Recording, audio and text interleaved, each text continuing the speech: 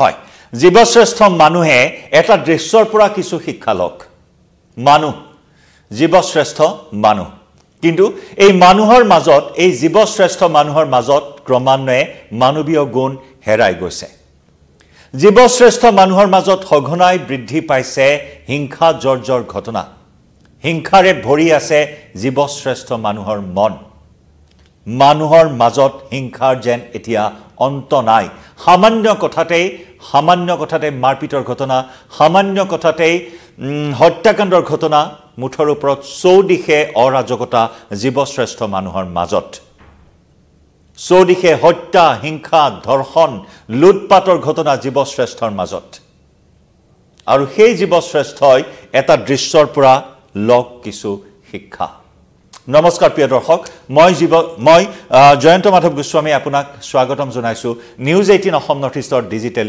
লাইভলৈ লৈ আহিছো এটা বিশেষ দৃশ্য ইতিমধ্যে এই দৃশ্য আমি সম্প্ৰচাৰ কৰিছো আমাৰ টিভিৰ পৰ্দাত আপুনি প্ৰত্যক্ষ কৰিছে সেই দৃশ্য কিন্তু আকৌ এবাৰ আমাৰ ডিজিটেল মিডিয়াত লৈ আহিছো এই বিষয়টো ডিজিটেল প্লেটফৰ্মত এই বিষয়টো লৈ আহিছো আপোনালোকৰ বাবে এটা চাওক মন ভৰি উঠা এটা দৃশ্য আমি দেখুৱাম এটা বান্দৰ আৰু এটা মেকুৰী পোৱালিৰ মাজৰ মৰম স্নেহ ভালপোৱা কৰ্তব্যপৰায়ণতা দায়িত্ববোধৰ এই দৃশ্যই আপোনাকো হয়তো কিছু ভবাই তুলিব সম্পূৰ্ণকৈ ভিডিও ৱালৰ দৃশ্য আগবঢ়াইছো আপোনালোকৰ সন্মুখত এটা অতি মৰম লগা দৃশ্য অতি ভাল লগা দৃশ্য এটা বান্দৰ আৰু এটা মেকুৰী পোৱালিৰ মাজৰ এই মৰম ভাল পোৱাৰ এই দৃশ্য যে দৃশ্যই সকলোকে মুগ্ধ কৰি তুলিছে যে দৃশ্যই সকলোকে মোহিত কৰি তুলিছে যি দৃশ্যই সকলোৰে মাজত আনিছে কেইবাটা প্ৰশ্ন মানুহৰ মাজত হেৰাই যোৱা অমানৱীয় গুণ এয়া বন্য জীৱ-জন্তুৰ মাজত বা জীৱকুলৰ মাজত এনেদৰে দেখিবলৈ পোৱা হৈছে মানুহৰ মাজত হিংসাৰ অন্ত নাই কিন্তু তাৰ পৰিৱৰ্তে জীৱকুলৰ মাজত আজিও যেন এনেদৰে জীয়াই আছে মৰম চেনেহ তথা দায়বদ্ধতা মৰম চেনেহ আৰু দায়বদ্ধতাৰ এখন জিয়া ছবি এয়া জীৱকুলৰ মাজত এটা বান্দৰ আৰু এটা মেকুৰীৰ মাজত মৰম চেনেহ আৰু দায়বদ্ধতাৰ এখন ছবি এটা মেকুৰী পোৱালি এই বান্দৰটোৱে নিজৰ সন্তানৰ দৰে লালন পালন কৰি আহিছে বিগত প্ৰায় 2 মাহ ধৰি নিজৰ সন্তানৰ দৰে মৰম দিছে নিজৰ সন্তানক যেনেদৰে খুৱাইছে সেই দৃশ্যই আপোনাক মোহিত কৰি তুলিব মুগ্ধ কৰি তুলিব কাৰণ 2 মাহ ধৰি অঞ্চলটোৰ ৰাইজে প্ৰত্যক্ষ কৰি আহিছে বান্দৰ আৰু মেকুৰী পোৱালিটোৰ এই অপত্য স্নেহ অপত্য মৰমৰ এই ছবিখন এবাৰ দেখুৱাই লৈছো আপোনাক দৃশ্য এডাল গছৰ ওপৰত বহি এনেদৰে সাবতি লৈছে নিজৰ সন্তানক লোৱাৰ দৰে বান্দৰটিয়ে সাবতি লৈছে মেকুৰী পোৱালিটো 2 মাহ পূৰ্বে আৰু পোৱালি আছিল এই পোৱালিটো মেকুৰী পোৱালিটো লৈ আহিছিল বান্দৰটোৱে বান্দৰটিৰ কোলাত দেখিবলৈ পাইছিল স্থানীয় ৰাইজে এই পোৱালিটো আৰু সেই 2 মাহ ধৰি অঞ্চলটোত বিচৰণ কৰি আছে বান্দৰটোৱে বুকুচাত মেকুৰী পোৱালিটো লৈ এয়া চাওক মৰমেৰে উপচাই দিছে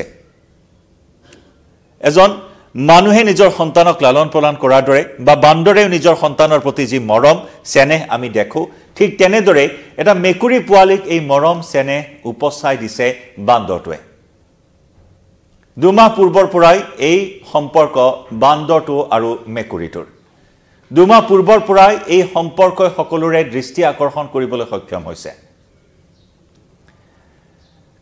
এই দৃশ্য হৈছে মৰিগাঁৱৰ প্ৰিয় দৰ্শক আমি জনাইছো এয়া মৰিগাঁৱৰ নভেটিৰ দৃশ্য মৰিগাঁও নগৰৰ নভেটিত যোৱা 2 মাহ পূৰ্বে এই বান্দৰটিয়ে এই মেকুৰী পোৱালিটো লৈ আহিছিল নভেটিৰ ৰাইজে নাজানে পোৱালিটো ক'ৰ পৰা আনিছিল বান্দৰটোৱে কিন্তু যোৱা 2 মাহ ধৰি নভেটি অঞ্চলত বান্দৰটিয়ে মেকুৰী পোৱালিটোক লৈ সেই অঞ্চলতে ঘূৰি ফুৰিছে বান্দৰ আৰু মেকুৰীৰ এই অপত্য স্নেহ প্ৰত্যক্ষ কৰি ৰাইজেও মুগ্ধ হৈছে আৰু ৰাইজে এই বান্দৰ আৰু মেকুৰীটোৰ বাবে খোৱা বস্তুৰ যোগান ধৰি আহিছে প্ৰতি মুহূৰ্ততে অঞ্চলটোৰ ৰাইজে গাখীৰ কল বিস্কিট যোগান ধৰি আহিছে বান্দৰ আৰু মেকুৰী পোৱালিটোৰ বাবে আপুনি শুনি আচৰিত হ'ব যে কল কেটা বান্দৰটোৱে নিজে খায় আৰু বিস্কুট আৰু গাখীৰখিনি হেনো বান্দৰটিয়ে মেকুৰী পোৱালিটোক খুৱাই দিয়ে সঁচাকৈ এটা ভাল লগা খবৰ বা ভাল লগা দৃশ্য বা ভাল লগা কথা যে যি সময়ত মানুহৰ মাজত অমানৱীয় গুণ হেৰাই গৈছে, মানুহৰ মাজত জিঘাংখাৰে ভৰি পৰিছে,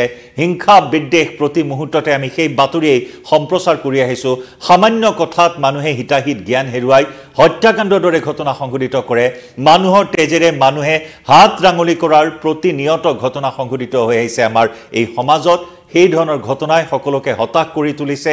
তেনে সময়তে এনেকুৱা এটা দৃশ্য হয়, 2 মাহ পূৰ্বে এনেদৰে মেকুৰী পোৱালিটো লৈ আহিছিল এই বান্দৰটিয়ে আৰু সেই 2 মাহ ধৰি এনেদৰে নিজৰ সন্তানক লালন পালন কৰাৰ দৰে বুকুত সাৱটি লৈ ঘূৰি ফুৰিছে। এই বান্দৰটোৱে নভেটিৰ অঞ্চলৰ চুকে কোণে এনেদৰে ঘূৰি ফুৰে। স্থানীয় লোকসকলে বান্দৰটো আৰু কোলাত থকা মেকুৰী পোৱালিটোৰ বাবে কেতিয়াবা কল দিছে, গাখীৰ দিছে, বিস্কুট যোগান ধৰিছে। আৰু মেকুৰী পোৱালিটো কোলাত তুলি ঘূৰি ফুৰা দৃশ্যই প্ৰতিজন ব্যক্তিক আচৰিত কৰি তুলিছে। বান্দৰটোৱে মেকুৰী পোৱালিটোক কোনো ধৰণৰ আঘাত নোপোৱাকৈ প্ৰতি মুহূৰ্ততে এনেদৰে নিজৰ বুকুত ৰাখি লালন পালন কৰি থকা প্ৰত্যক্ষ কৰি আহিছে নভেটি অঞ্চলৰ ৰাইজে। আৰু এনেদৰে মৰম স্নেহেৰে বান্দৰটোৱে নিজৰ সন্তানৰ দৰে লালন পালন কৰি আহিছে পোৱালিটো। স্থানীয় লোকসকলে কোৱা অনুসৰি এই বান্দৰটোৱে মেকুৰী পোৱালিটো ক'ৰ পৰা কেনেকৈ আহিছে সেয়া নাজানে, যদিও এই বান্দৰটোৱে মেকুৰী পোৱালিটো নিজে কোলাত ৰখা দেখি আহিছে।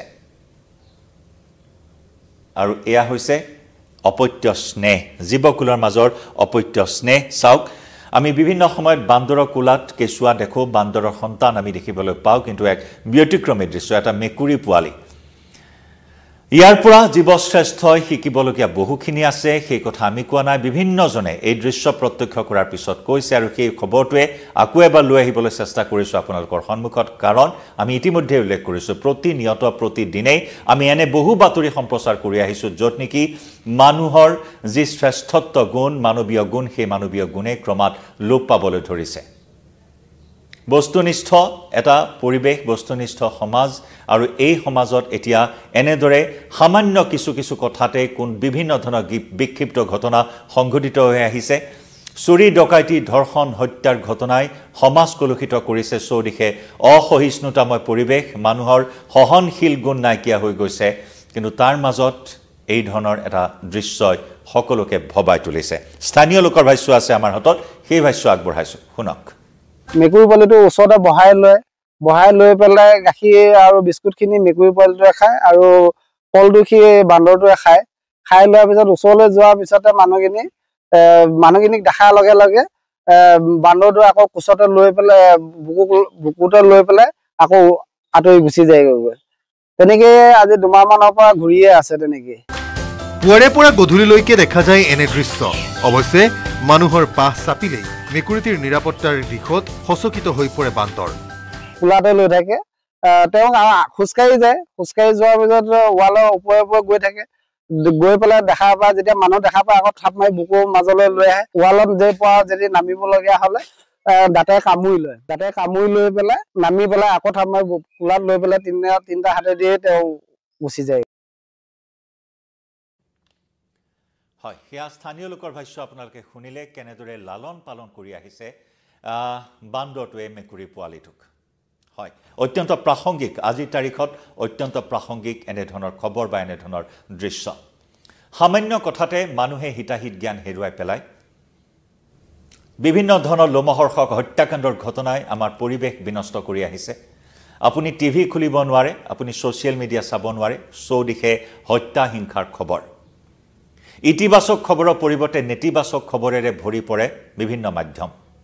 কিন্তু তাৰ মাজতে এনেকুৱা ধৰণৰ খবৰে আচলতে বহুখিনি শিকাই থৈ যায় মানুহক। আৰু সেইবাবেই কোৱা হৈছে, জীৱশ্ৰেষ্ঠ মানুহেও এনেধৰণৰ দৃশ্য বা এনেধৰণৰ খবৰৰ পৰা কিছু শিক্ষা লওক।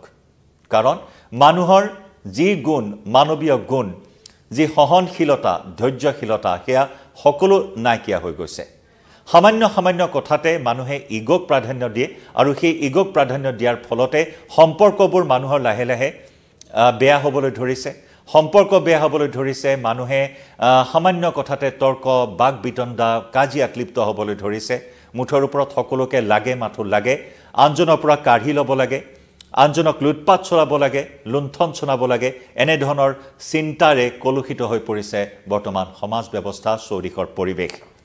গতিকে তাৰ মাজতে মানুহে সহনশীল হ'বলৈ লওক, মানুহ জীৱশ্ৰেষ্ঠ হিচাপে নিজৰ মানৱীয় গুণ প্ৰদৰ্শন কৰক, সকলো ক্ষেত্ৰতে সহনশীল হওক, সহিষ্ণুতা ৰক্ষা কৰক।